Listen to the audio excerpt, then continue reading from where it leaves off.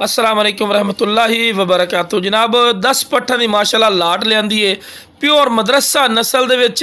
पहले नंबर ते माशाल्लाह चेक कर सकते हैं वाइट मक्खी चीनी, खट्टी मक्खी चीनी, लाल मक्खी चीनी और ब्लैक मक्खी चीनियां माशाल्लाह पट्ठे ने पे मदरसा नस्ल दे माशाल्लाह कलर इन पे सारे दे सारे माशाल्लाह कलर ये पाए गए पूरी लाट दे विच।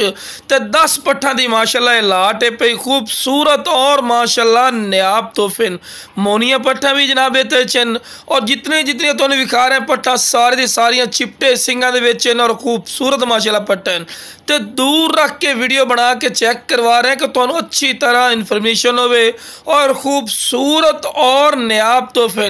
उम्र जिहड़ी है वीरा 5 महीने, 6 महीने और 7 महीना दी माशाल्लाह पट्ठन पियाँ। और कलर भी चेक कर सकते हैं कितने खूबसूरत और नायाब कलर इन पे माशाल्लाह। बड़े दोस्त फरमाइश करते हैं कि फौजी भाई जितना एक मदरसा कलर है मदरसा नस्ल के जितने जितने कलर च माशाल्लाह पट्ठा आउंदियां सारे सारे कलर लियो। तो जितने की असीं कोशिश की जनाब जितने कलर सानू मिलन पे सारे दे सारे कलर ही माशाल्लाह लियादे पे मक्खी चीने च। तो जनाब रेट की हुण गल की जाए अगर ये नाल जितनी महंगाई हुई खलोती बिरा मंडी चले जाओ कम अज़ कम तुहानू 25,000 22,000 रुपए तो घट लाट दे विच एक पट्ठ नहीं मिलनी।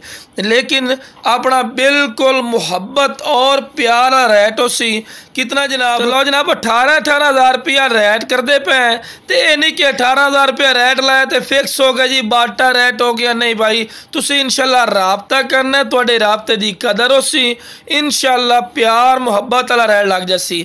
अगर कोई साडे फार्म ते आना चाहे जनाब तुसी साडे फार्म ते आओ आके वेख के बिरा लै जाओ। साडा फार्म है लुडन शहर जिला व्याड़ी लुडन मेन अड्डे ते UBL बैंक और PSO पंप के सामने।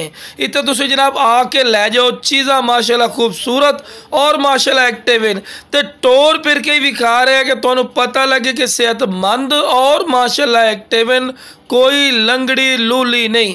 तो जनाब जेडे फार्मर साडे दोस्त हैं जनाब माशाल्लाह सस्ता पैकेज ने बिरा और खूबसूरत चीज़ हैं। तुसी आओ इस तो इलावा भी तुहानूं चाहिए 20 चाहिए 50 पट्ठ चाहिए 60 70 100 चाहिए इंशाल्लाह मिल जासी। तो जिस बिरा नूं चाहिए जनाब स्क्रीन पर नंबर चलता।